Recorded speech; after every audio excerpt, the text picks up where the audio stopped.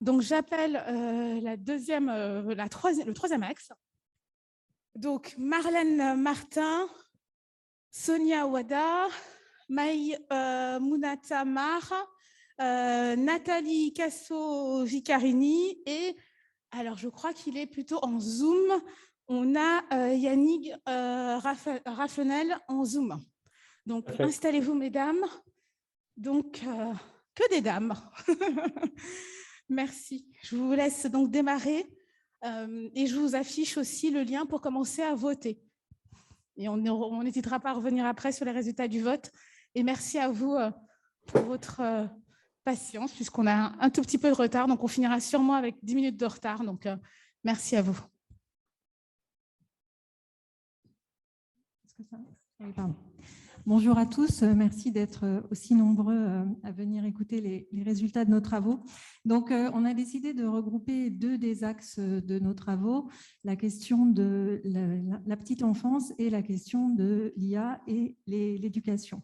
L'idée est de vous convaincre que ces deux axes s'inscrivent vraiment dans la continuité de toutes les propositions précédentes et elles se situent même en amont, à vrai dire, d'une certaine façon, puisqu'elles concernent ceux qui vont rendre possible le plein déploiement de cette transition écologique, inclusive et numérique.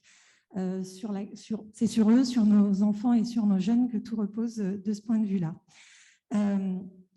Les conclusions auxquelles on aboutit dans nos livres blancs, que je vous invite à lire en détail, qui résultent de plusieurs années de travail maintenant, s'orientent vers deux conclusions principales. L'importance en ce qui concerne la petite enfance d'avoir un vrai plan d'investissement dans les compétences de ces professionnels, en s'appuyant pour le coup sur la recherche. Tout à l'heure, M. Distinguin et Elisabeth Achmanian ont indiqué qu'il était important de s'appuyer sur la recherche. Eh bien, en ce qui concerne la petite enfance, on a beaucoup de travaux de recherche qui gagneraient vraiment à être utilisés, et qui peuvent être utilisés et qui doivent être le socle de ces nouvelles formations des professionnels. Et Maï va pouvoir nous détailler cette question de l'importance de ces nouvelles formations. Et puis, en ce qui concerne la question de l'IA et de l'éducation, c'est évidemment au service des enseignants et des élèves qu'elle doit être mise. Il y a encore aussi beaucoup de travaux à faire, mais aussi des travaux sur lesquels on peut s'appuyer, à la fois par rapport à ce qui vient d'être dit dans l'axe précédent, pour permettre à un maximum d'enfants et de jeunes de connaître et d'être initiés dès leurs années d'école aux enjeux et aux pratiques et aux techniques, filles comme garçons bien évidemment, et quel que soit le milieu d'origine de ces enfants. Et voilà, c'est vraiment en associant les enseignants et les jeunes au déploiement et à l'invention de ces nouveaux outils qu'on pourra avancer vraiment. Et évidemment, ces deux axes s'inscrivent dans une exigence d'égalité des chances qui nous réunit tous aujourd'hui. Et sans appui sur les enfants et les jeunes, on ne pourra pas atteindre ces objectifs dont ils seront les premiers bénéficiaires. Donc, je vais passer la parole à Maï qui va nous présenter quelques-unes des propositions parmi de très nombreuses. Et à nouveau, je vous invite à lire notre livre blanc. Un grand merci Marlène. Effectivement, nous avons travaillé sur cette thématique de la petite enfance et nous avons plus de 30 propositions. Donc, je vais juste en reprendre 4 pour vous permettre effectivement de vous rendre compte de l'investissement aujourd'hui qui est nécessaire dans ce secteur. Le premier point assez important, c'est vraiment ce qu'on appelle le droit opposable à l'accueil. Il s'agit vraiment de permettre à chaque famille de pouvoir choisir l'accueil de son choix, que ce soit effectivement un accueil individuel ou collectif. Et il s'agit vraiment à ce stade aujourd'hui de pouvoir renforcer à la fois la performance de notre système d'accueil, la question de la qualité éducative est bien sûr essentielle, et de pouvoir aussi augmenter effectivement les capacités d'accueil aujourd'hui. Il s'agit aussi, en deuxième proposition, de pouvoir décloisonner finalement l'accompagnement qui est proposé aux enfants. On a effectivement cette vision d'abord d'un accompagnement 0-3 ans qu'on appelle en France petite enfance. C'est vraiment une spécificité d'ici. Autre part, c'est vraiment un accompagnement entre 0 et 6 ans. Et donc, il s'agit effectivement de permettre la continuité entre la petite enfance et la maternelle. Et cette proposition, effectivement, s'inscrit aussi dans l'idée que qu'elle puisse être portée par un ministère de la petite enfance qui pourrait nous permettre effectivement de mieux comprendre et appréhender ces questions de développement de l'enfant. La troisième proposition concerne les professionnels, puisque sans les professionnels, nous ne pouvons pas accomplir de transformation dans ce secteur qui est essentiel. Il s'agit de permettre à ces professionnels de monter en compétences. L'idée est vraiment de leur permettre de monter d'un cran en termes de niveau de qualification. On sait aujourd'hui effectivement qu'il y a des fortes disparités entre les différents modes d'accueil et même au sein des modes d'accueil. Et donc, il s'agit effectivement par cette mesure d'avoir un plan dédié d'investissement dans les formations et de permettre l'obtention de qualifications. Je ne vais pas rentrer dans les détails, je vous invite vraiment à lire le livre blanc pour vous rendre compte effectivement de ce que ça représente. La dernière proposition consiste à refondre les grilles de rémunération de ces professionnels, puisqu'il est essentiel aujourd'hui de pouvoir les valoriser. On sait à quel point aujourd'hui ces professionnels sont parfois très précarisés alors qu'on a besoin d'eux. Et donc, ces grilles de rémunération vont à la fois déjà permettre de rattraper le retard qui existe aujourd'hui par rapport à leur rémunération, mais aussi dans cette visée de monter en compétences, de pouvoir monter d'un cran et donc valoriser financièrement ces compétences. Voilà, n'hésitez pas à aller sur transitioninclusive.org pour retrouver nos propositions. Je vais passer la parole du coup à Nathalie Kassoumi-Carini. Merci beaucoup. Vraiment heureuse d'être ici avec vous et pour porter les valeurs de la petite enfance. Ah, pardon. Ah, pardon. Sur les propositions. Non. Oui, sur la petite enfance. Alors, j'y vais. On a besoin d'être agile. Donc, notre association Ensemble pour l'éducation de la petite enfance, en effet, c'est vraiment son cœur de métier d'outiller les professionnels pour accompagner les parents et le développement de l'enfant. Et il faut être très ambitieux pour travailler auprès des enfants parce que les enfants, ils sont tous uniques et ils ont bien besoin d'être accompagnés dans leur potentiel infini. Alors, les propositions, elles sont extrêmement intéressantes et j'ai envie de les décliner dans la pratique terrain. Donc, ça va pas être très long, mais la première, c'est vraiment ce conseil d'orientation de la petite enfance qu'on voit bien de façon interministérielle. Parce qu'en effet, il faut accompagner la continuité éducative. On est dans un pays où on met beaucoup de...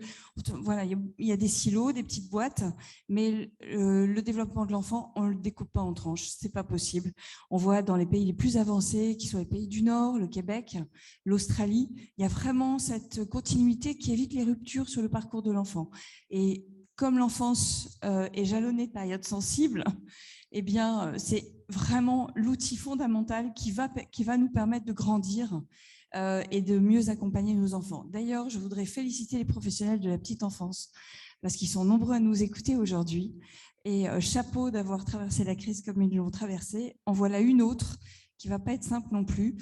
D'où toutes les mesures qu'on met en place, qu'on aimerait valoriser pour eux, parce qu'ils sont ceux qui vont nous permettre d'avancer dans notre société et de rendre notre société meilleure. La petite enfance, vous investissez 1 €, vous évitez 13 € en termes de prévention pour réparer des dégâts plus tard. Donc cet investissement-là, il est extrêmement important. Il n'y a pas de meilleure garantie pour le futur que d'investir dans la petite enfance. Voilà, ça c'est quelque chose qu'on répète régulièrement. On fait des congrès avec l'OCDE tous les 2 ans. On a mis en place une coalition européenne au sein de l'association. Vous êtes les bienvenus pour vous y associer. Mais en tout cas, il faut faire monter le niveau de conscience collective que quand on s'intéresse à une société, on s'intéresse d'abord à ses petits-enfants et bien avant l'école. Il se passe beaucoup de choses. D'ailleurs, il y a un article, il y a un 18 pages dans Challenge sur cette question-là de l'investissement social. Évidemment, supprimer les cloisonnements parce qu'on veut prévenir les ruptures.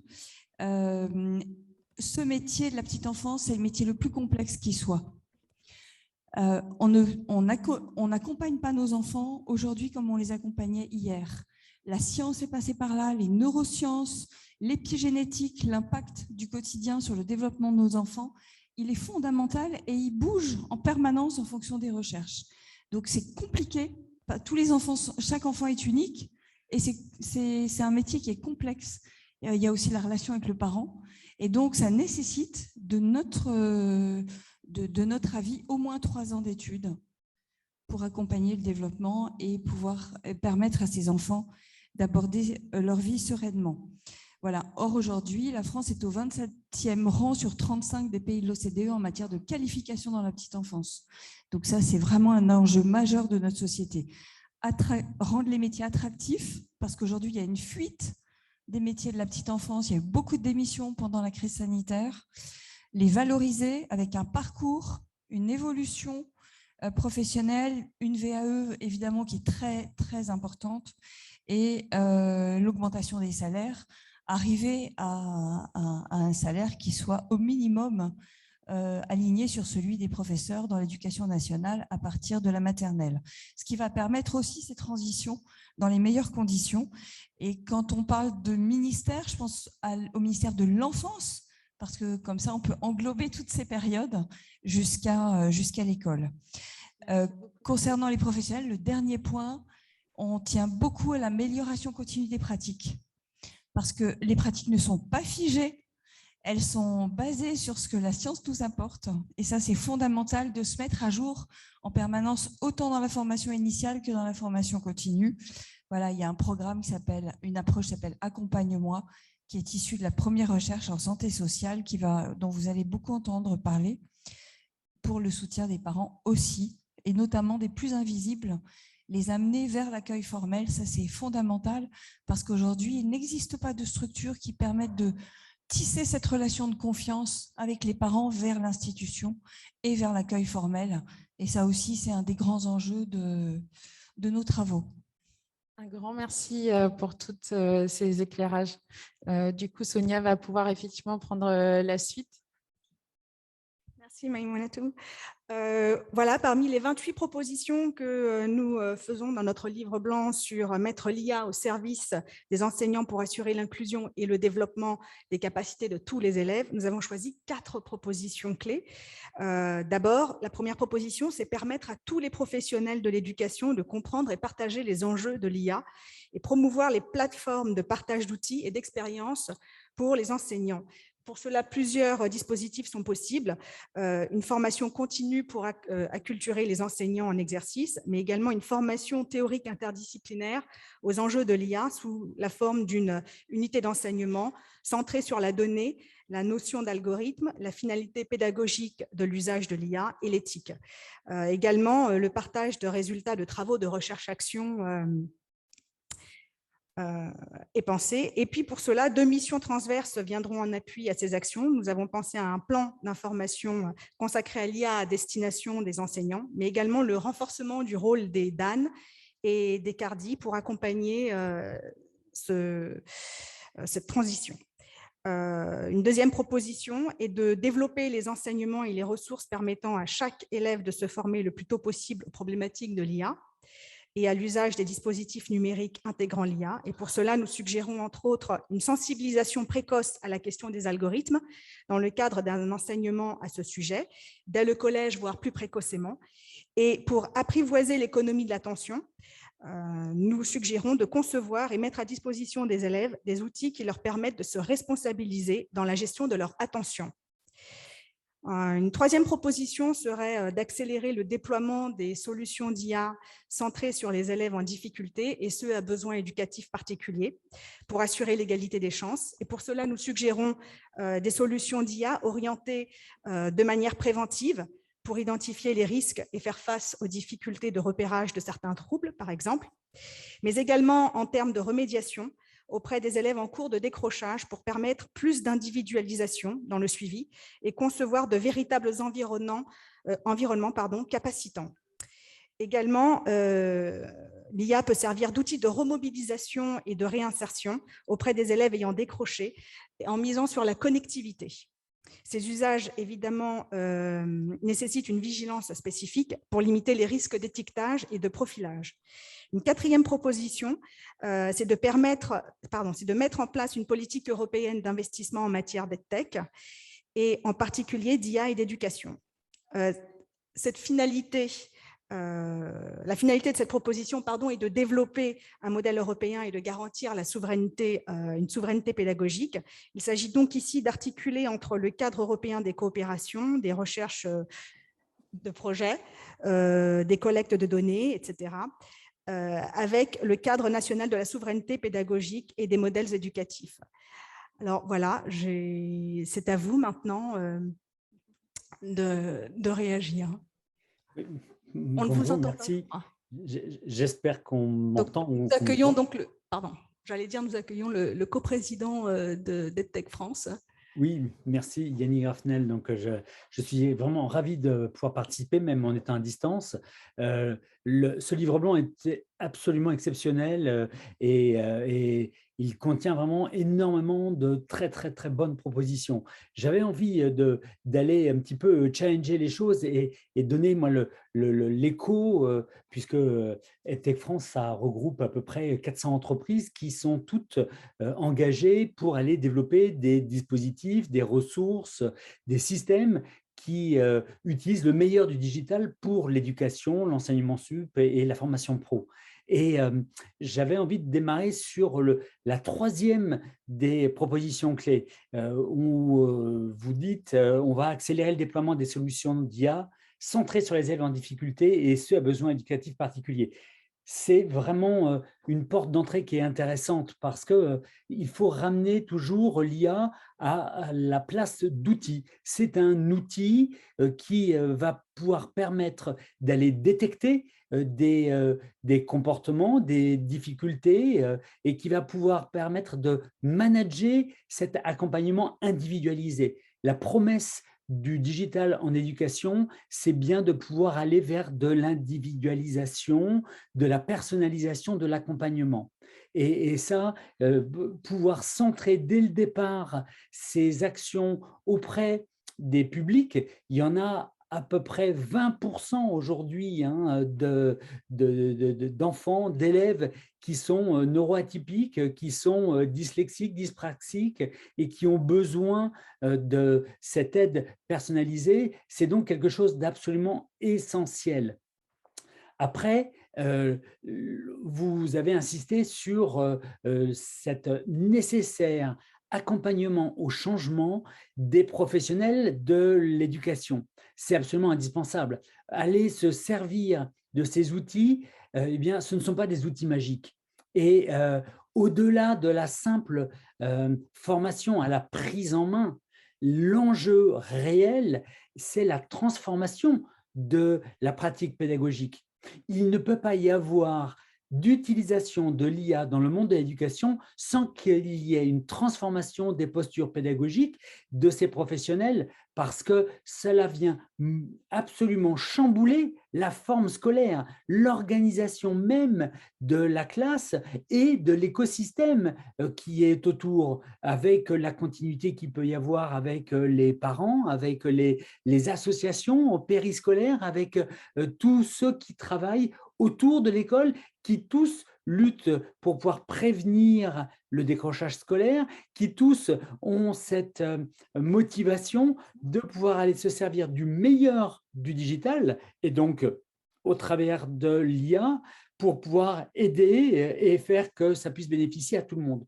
Donc, cette simple prise en compte de la formation à l'IA ou au code ou aux algorithmes, c'est une couche, mais c'est une couche superficielle. Ça ne sera absolument pas suffisant et ça serait se tromper que d'aller tout mettre l'accent là-dessus. Et pour moi, c'est peut-être le seul point que j'ai relevé dans ce livre blanc qui m'a fait tilter en me disant « ça manque » et je serais tout à fait partisan d'aller rajouter ce point-là.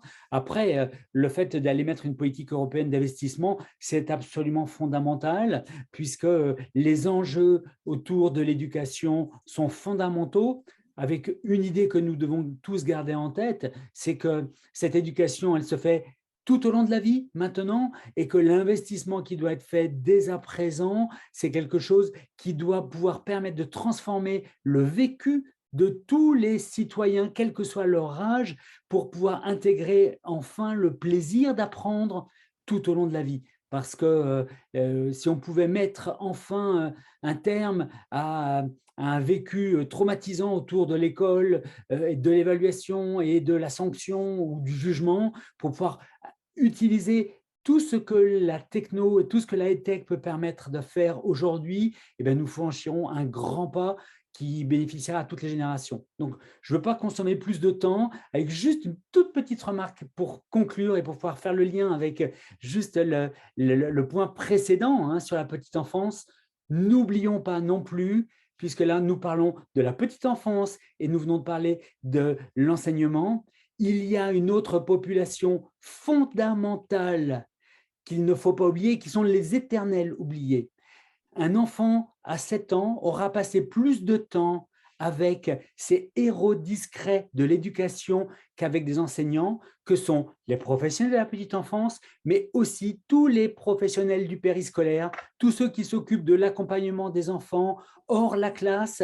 Ce sont des gens qui n'apparaissent nulle part dans aucun plan de formation. Il n'y a pas de reconnaissance, il n'y a pas de professionnalisation pour ces métiers essentiels pour le devenir de nos enfants. Donc là aussi, c'est un point qu'il serait bien de pouvoir rajouter.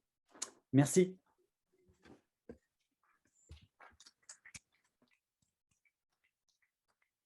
Merci beaucoup pour ces présentations qui permettent de faire le lien et qui montrent la cohérence entre tous ces projets. Et merci aussi pour cette visibilisation de ces autres personnels, effectivement, que sont tous les accompagnants périscolaires.